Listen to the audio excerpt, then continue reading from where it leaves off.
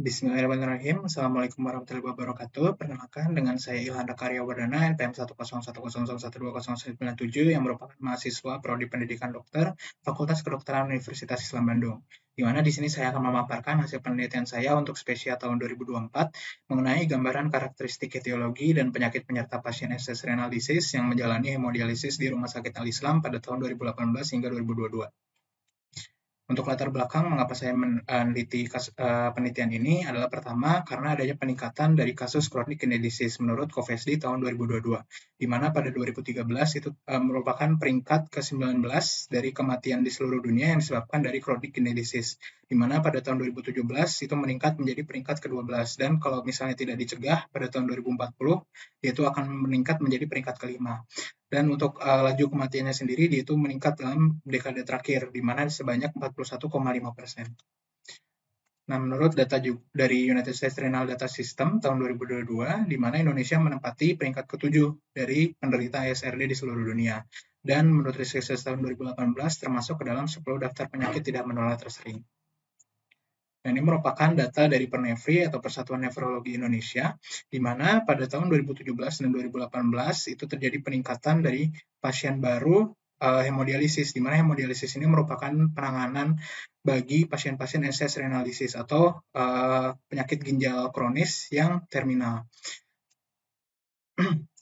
Nah, di sini juga terjadi peningkatan di Jawa Barat, yang dimana dia itu sejalan dengan hasil penelitian yang ada di nasional tadi, di mana untuk pasien barunya terjadi peningkatan 2 kali lipat pada tahun 2017 dan 2018. Di sini untuk etiologi dari Pernefri tadi yang paling sering adalah penyakit ginjal hipertensi dan nefropati diabetika, sementara untuk penyakit penyertanya adalah hipertensi dan diabetes mellitus.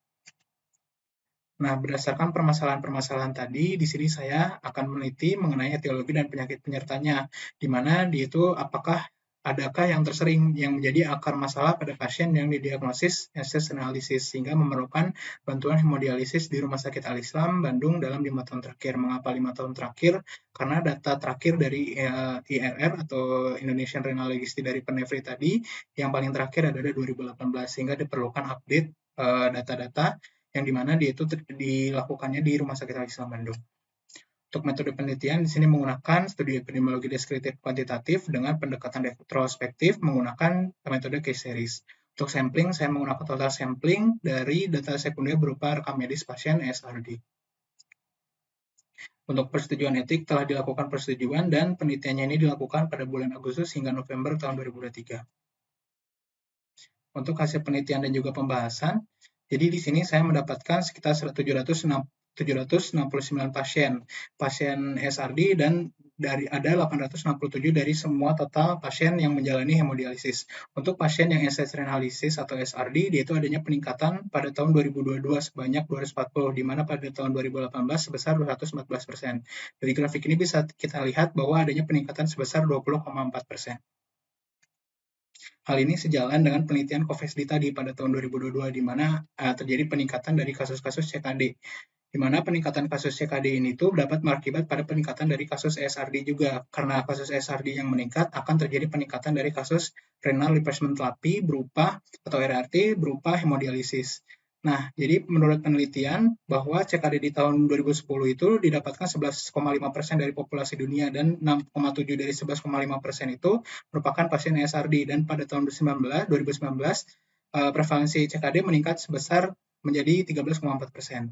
Dan menurut dari USRDS atau United States Renal Data System juga terjadi peningkatan pada tahun 2010 sampai tahun 2020, dan diperkirakan 4,9 sampai 7,08 juta orang pasien SRD itu akan membutuhkan bantuan hemodialisis, dan diprediksi jumlahnya itu akan terus meningkat pada tahun 2030. Nah, hal ini juga bakal sejalan dengan hasil penelitian dari Pernefri, baik dari nasional dan juga di Jawa Barat, yang dia itu pada tahun 2017 dan 2018 meningkat 2 kali lipat. Untuk etiologinya, di sini saya mendapatkan bahwa penyakit etiologi yang paling sering adalah penyakit ginjal hipertensif, yaitu sebanyak 61,9%, dan nefropati diabetika sebanyak 19,5%.